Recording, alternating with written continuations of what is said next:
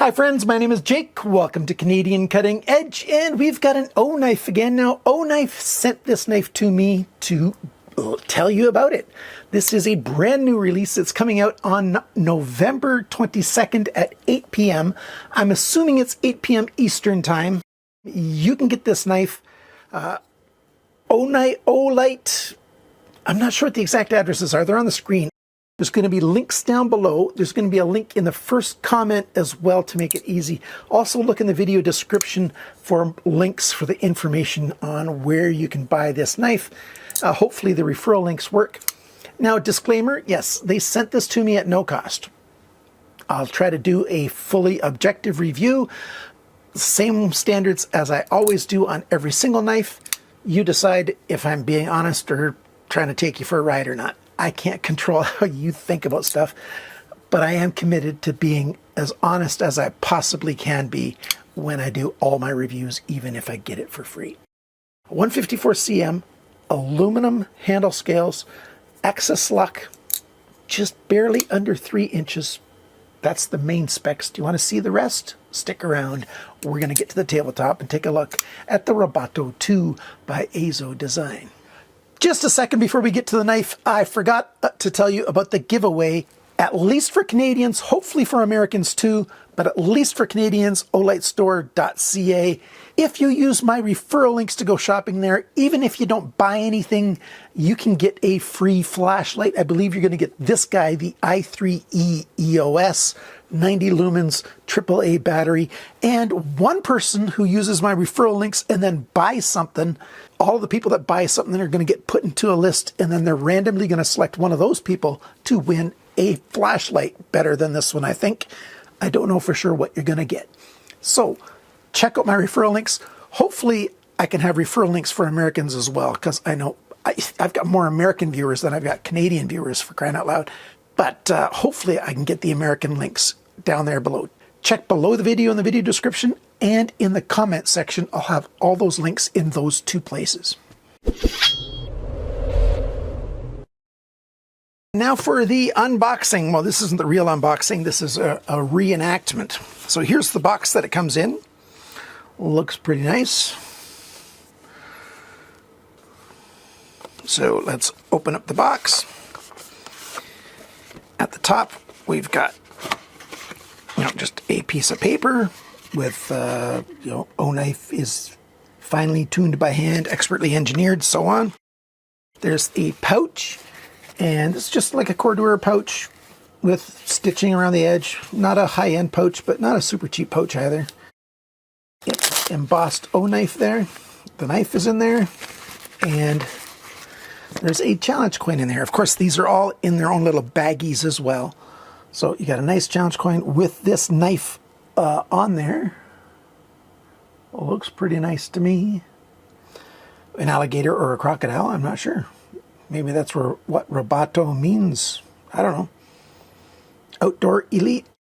And it's got its own separate pouch right there for it. So drop it in that little pouch. Put the knife aside.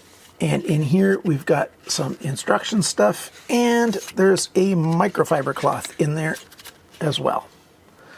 And it's got O-Knife embossed on there too. So you get all of those things inside the box. Let's begin with a size comparison. Now that I've had it for a few weeks, there's the Ontario Rat 1. Line up those pivot pins, and clearly it's a smaller knife. This is just under 3 inches long in the blade from the tip to the closest spot on the handle. Cutting edge also just a tiny bit under 3 inches. It's not a huge knife, but it's not tiny either. My hands are just barely into the extra large range, and I've got a full 4-finger grip on here, so that's a good thing. Badging. I'm not that fond of badging on the main, bevel of a knife. Here it says RUBATO 2. There was a RUBATO 1. It was also an axis lock knife. This is an Azo Design. Right where my thumbnail is right now, it says Azo. And just before that, it says KN 2020. Not sure what that means. KN 2020. And on this side, it says 154 cm right there on the main flat section, and O-knife on the bevel. I wish they would have made that O-knife just a little bit smaller and put it up here on the flat as well instead of on the bevel. Same thing with the model name. I wish that was up there on the flat as well. On the bevel, not so much, but hey, at least the badging's not too huge, except for maybe the O-knife. That's a little bit bigger than I'd prefer. Not a big deal. Like I said, 154 cm stainless steel, thin behind the edge. The grind angles, yeah, they're pretty much usual for what you get for a knife these days. Not worse than most, so that's okay. We've got sort of a sheepfoot design. There is a belly to this knife. Wharncliffe tends to mean a straight edge, with the rounded over nose like this. If you call this a Wharncliffe, that's just fine. I'm not even sure what they're going to call it. I haven't seen the advertising that they're going to do for this yet at all, so I don't know what they're calling it.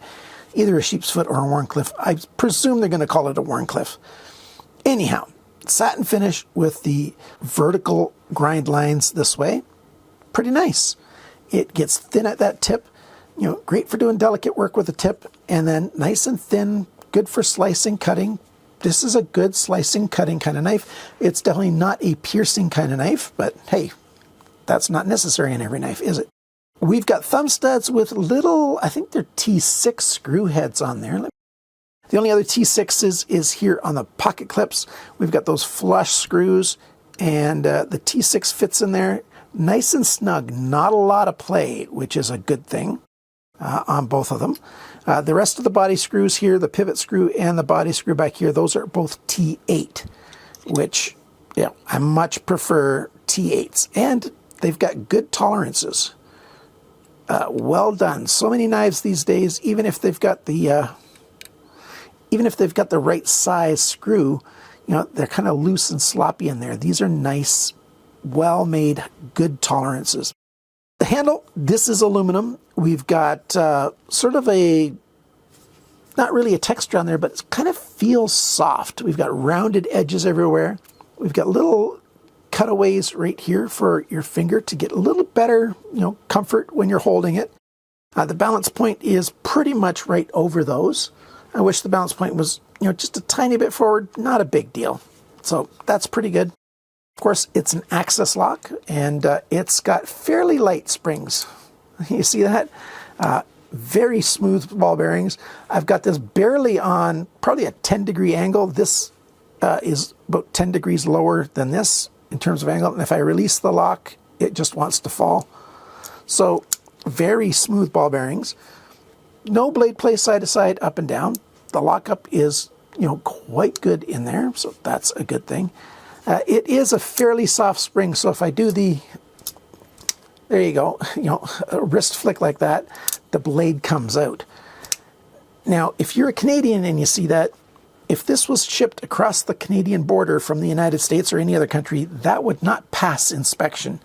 But if you're a Canadian, these are in Canada. You buy these from the Olight Canada store, and they're shipped to you from Canada, so no worries at all.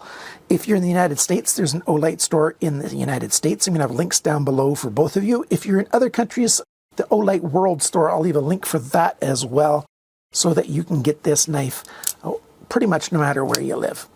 So yeah, it's a fidget friend. If you are a fidgety kind of guy, this knife is fun to fidget with. So there's that. The pocket clip, it's right and left. See the holes right there? So there's no cutaway. There's just two holes, and you can put it on the other side. Fairly deep carry. It's not completely up to the end, and I might as well demonstrate it going into a pocket. So there we go. Oh, the furnace just turned off. It's cold here. But the clip, very nice. It's got a flat top right there, and it holds well. It's not hot in the hand. It's pretty nice. There's lots of skeletonizing in there. Now this is an axis lock. I hate putting axis lock knives back together again. I will be making a video talking about some tricks on how to reassemble a knife that has an axis lock, just in case you've got one and you took it apart and you just can't get it back together again, which is not all that uncommon. This knife is pretty good. It feels good in the hand. It looks good. What do I not like about this knife? There's pretty much one thing that I don't like. I'm not a big fan of blue anodization. It's going to wear off, I think, because in history, and I've reviewed almost 1,500 knives already, blue anodization tends to wear off. It's just the nature of blue anodization on stainless steel. It just doesn't like to last. If it was blue anodization on titanium, the chance would be better that it would stay for quite a while. But, on stainless steel, it just doesn't stay all that well. What about all the specs? Let me give you those, and then I'll show you what the teardown looks like.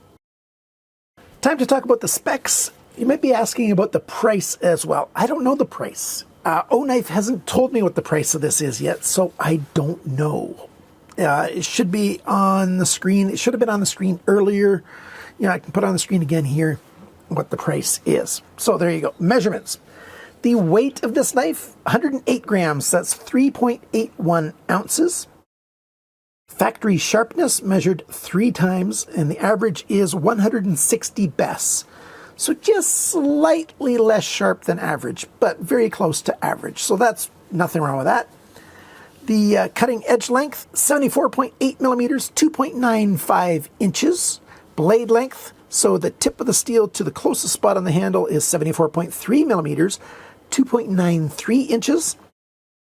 The thickness of the blade, 2.7 millimeters, 0.106 of an inch, so just over 1/10 of an inch thick. The blade depth, that's this measurement, it's pretty close to the heel where it's the widest, 26.5 millimeters, 1.04 inches. How thick is it behind the grind? Again, measured in 3 places and averaged out 0.31 millimeters, 12/1000ths of an inch. That's one of the reasons why it slices so very, very well. It's nice and thin. The grind angles, this side's got an average grind angle of 19.4 degrees. This side's got an average of 21.3 degrees. This side, it started at 21.5 degrees, and approximately where my fingers are, it was all that same angle. And then just near the tip, it went down to 20.8 degrees. So that's 0.7 degrees of change along the length. This side started at the heel at 21.1 degrees, ended at the tip at 17.7 degrees. That's 3.4 degrees of change along the length. So it's not ideal, but hey, well within, better than average for knives that are mass produced. So there's that. And the rest of the measurements, the handle length, 106.9 millimeters, 4.21 inches. The grip area, like between my thumbnails there, it's very close to 8.5 centimeters or 3 1/3 inches. The thickness of the handle scales, just on the aluminum surface to the other aluminum surface, 12.3 millimeters, 0.484 of an inch. The handle depth, it's widest right there, 26.1 millimeters, 1.03 inches. When the knife is closed, the widest point is right back here, 32.6 millimeters, 1.28 inches. And the total length of this knife from tip to tail, it's right at 181 millimeters, 7.12 inches. That's the measurements. Here's the teardown partway done. I took the handle scale off. I took off the screw on both sides here. The pin just stays inside. It's got a D shape there, so that's good. You've got another screw here to hold it together. I guess I'm going to take that pocket clip off. Maybe. We'll see. That pin's got a D shape as well, so that's nice. I'm not that fond that you can't get at that screw unless you take the pocket clip off. There's the springs.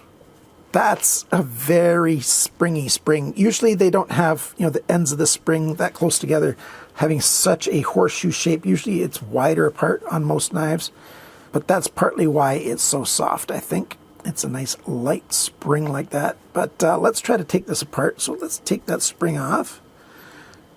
There we go. And let's take that screw out. What is that? That's going to be a T6 this time, isn't it? Hold on, I'm just going to turn it off, the camera off for a minute while I take this apart. So I've got it all apart. I got those Omni springs out, so I pull that off, and let's try to take this handle scale off. There we go. There we go. We've got ceramic ball bearings. There's 10 ball bearings, and they're ceramic ball bearings on each side. So there you go. fairly well made.